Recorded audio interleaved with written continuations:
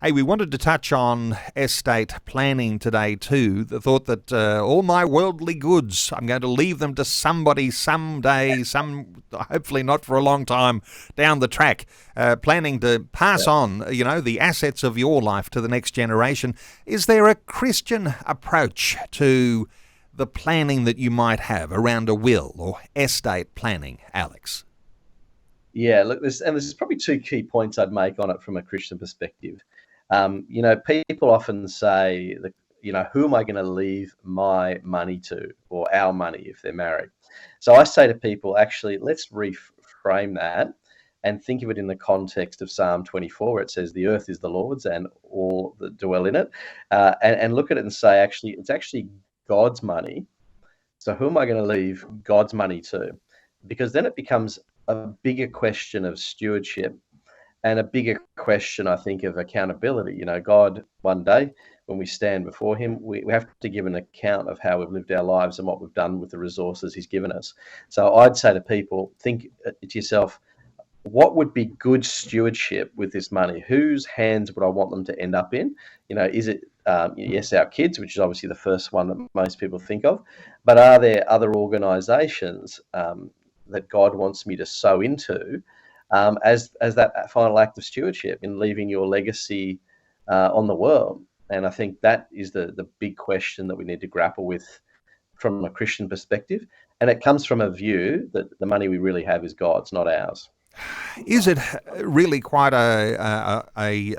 probably a wisdom-based, sensible thing to say it's not all to one and none to another? Because a lot of people will be saying, well, the worldly wealth that we have gained, we want to pass that on to our kids. We don't want our kids to live in poverty as the next generation beyond us. If I gave it all to the church or all to a mission organisation.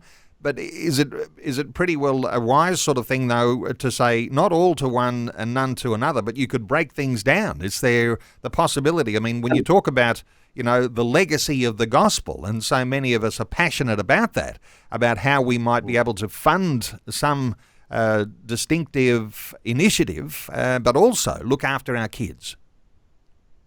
100%. And I certainly always recommend people do a bit of both. Firstly, you want to, you bless your children. You want to get them set up for the future. Many of them will have mortgages and things like that. The danger, I think, with leaving too much to your kids is you just boost their lifestyle rather than boost their, discipleship issue with your kids to some degree. But and of course, these days, an enormous problem is people contesting wills. So if you leave your kids out of the will, there's every chance they would contest it anyway in a court of law. So I always say very important to leave them something. But then you've got to balance that out and say, well, look, as you say, you want to leave a legacy. We want to ensure kingdom activity is advanced and accelerated. And so we need to say, right, which organisations, whether it's our local church, whether it's the various ministries that God's put on our heart, we want to make sure that we can sow into those. And, it's really sowing into them for one final time. It's your final act of stewardship. And you want to be able to do that and do that in a very considered fashion. But it'll also be circumstance driven. If you've got kids where they're, say you've got a child that's disabled or a child that needs extra assistance, then you may account for that in that sort of decision making. If your kids are all grown up, they own their own homes already.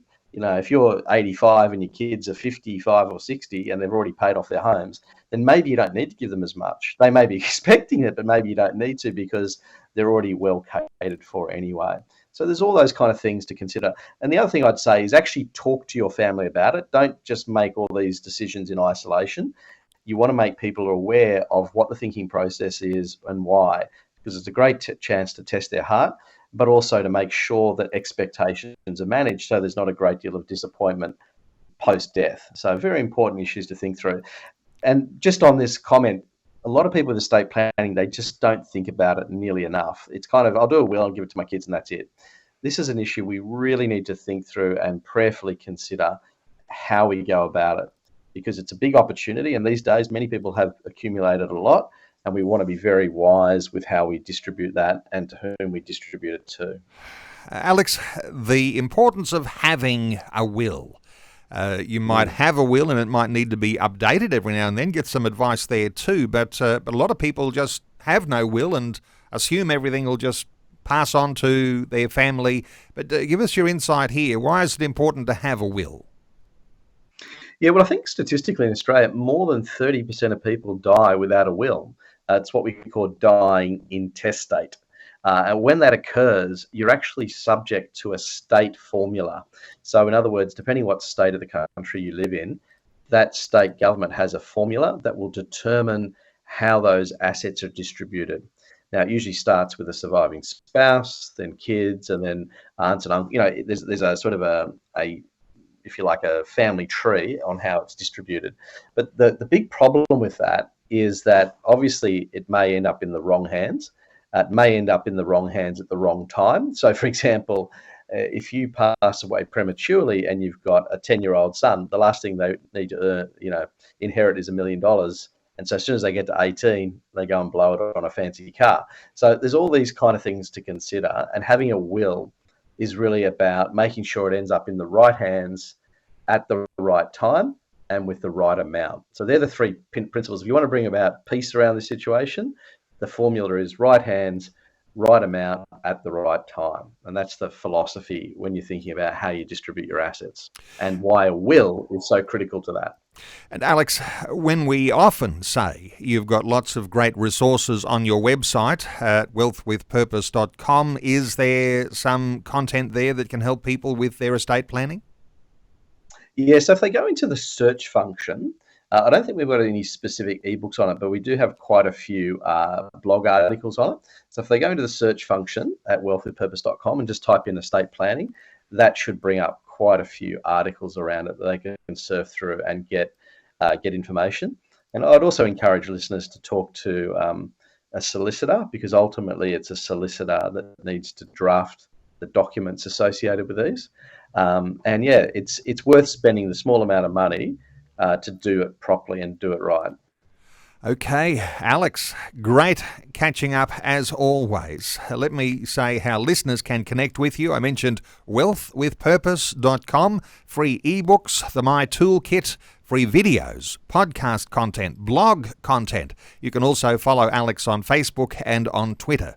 Alex Cook, thank you so much for another update today, and look forward to again talking soon. Thanks, Neil. Great to be with you as always.